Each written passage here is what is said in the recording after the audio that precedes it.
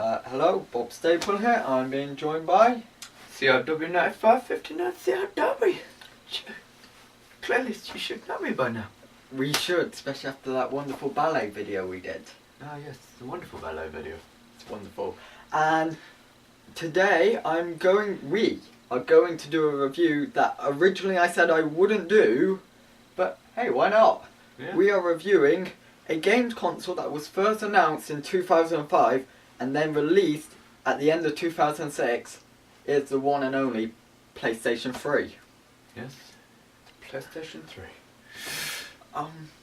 Do we have any models of it? We have two models. We have two models of it. We have the lovely 2006 release 2006 release version, which is the larger of the two, with the original controller that it was released with, which is the, I can't actually say the word, but whatever the hell. Synaxis. Yes, we'll call it that. With the original controller it was released with. Then we've got the new, well not brand new, we got the new Slim. That came out in 2009. This one didn't have backwards capability with the PS2, but hey, it got a DualShock controller. Yeah, the DualShock actually came out halfway through release of this 2007? lovely PlayStation. Yeah, I believe it was 2007 Yep. was DualShock. DualShock, yep. Released in 2007. Just made gaming ever so much fun. Oh, so much more fun. Game for longer. New battery powers. Yeah. But, so, there, as you can probably know, there is a third model that we do not have, the Super Slim, which just has like a slidey opening thing, what's just silly. Just a weird, silly, why? It's the only PS3 that doesn't allow any form of, I'm not going to say it's great, a bad thing, but it doesn't allow pirate copies to be played on the actual disc, or any form of, it doesn't allow burning discs as well, the new PS3. These two allow burning capabilities.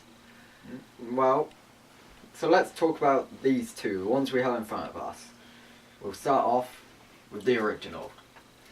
It had touch buttons. All you had to do was slide your finger across. Oh, always a nice bit about touching. Oh, just to hear that beep. I know. I know. It was just like when you first got it, at least for me, it was like a magical moment. And it took up more room. It's bigger in every way.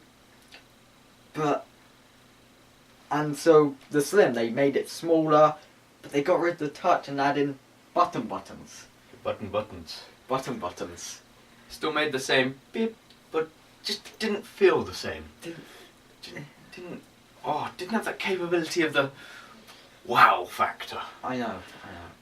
But in all, they both allowed you to stick memory sticks into them. Yep. They both allowed you to put headsets into them. Yep.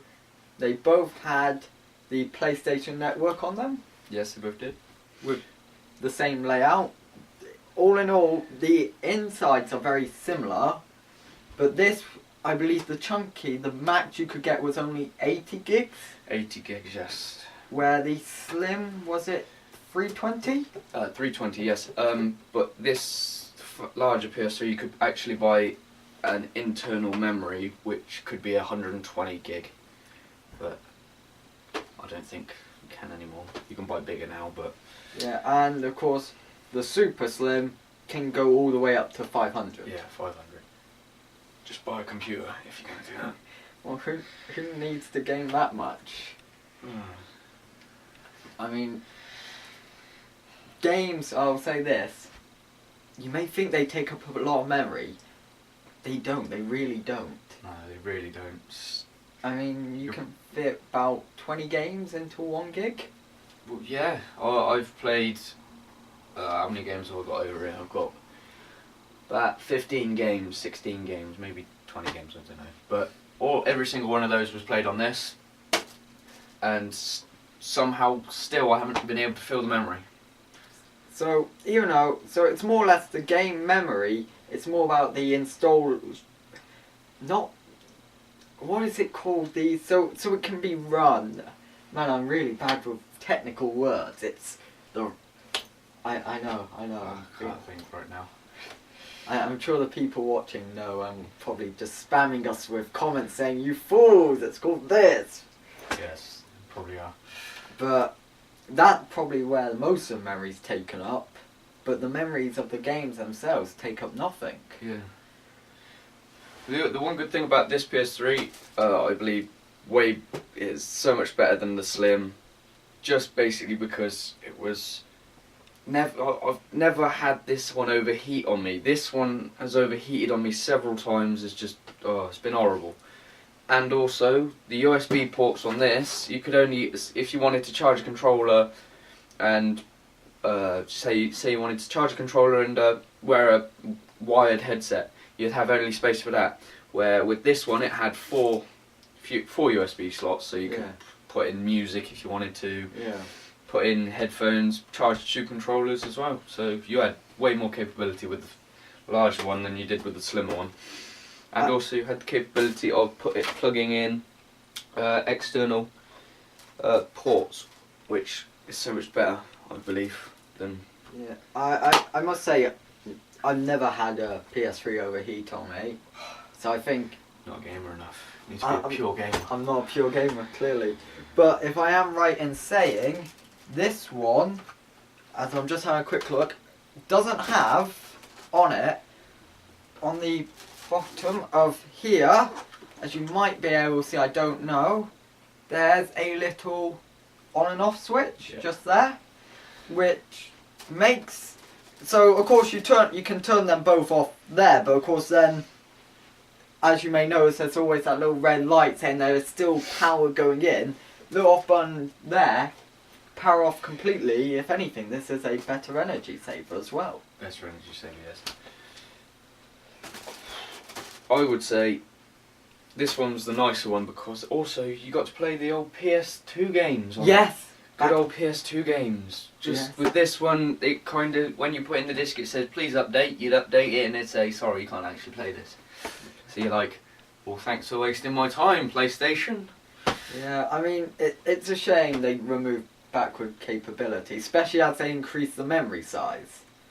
But, I mean, I would probably say I prefer this PS3 myself. What do you? This runs better. Runs smoother. If you want to play a PS3 game, this is probably the better one to play it on. This is, out of the two, stats wise, this is better, received better reviews, it improved it so much. I'm just going to raise this up so people can have a proper nice look at it, yeah? And just see the size difference if you can. But it runs better in every way. But I'd much rather play that. It's this so much better looks as well than, because the way you had the PS3 labelled on the side, it clearly showed that it could be actually stood up, and if you stand this one up without actually having a form of capability, something to hold it up, it just falls straight off, just falls and then falls again. Plus, because one of the things I loved is not only touch buttons, but due to the material of the casing, it's shiny.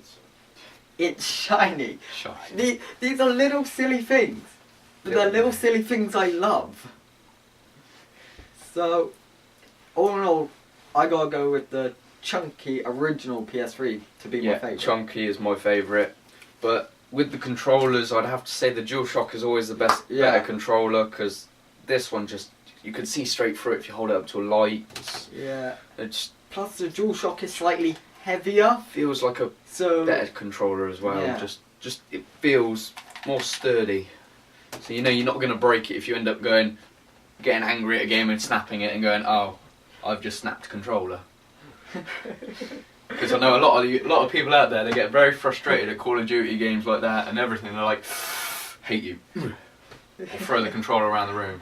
Still, to snap a controller, I still think, that's got to take some doing. Yeah, you got to be like the world's strongest man or something. Oh yeah. But, so we agree, if you're someone like us, chunky but DualShock, that's where it is at. Yeah. chunky It's definitely where it's DualShock. at. Well, that's what I have still on the PS3. Yeah. Is that what you have still? Yes, definitely this one's the best one. It's cleared out there. So we've covered what we think on PS3, so I think there was only one last thing to say, and that is you. Go make me a sandwich. Peace.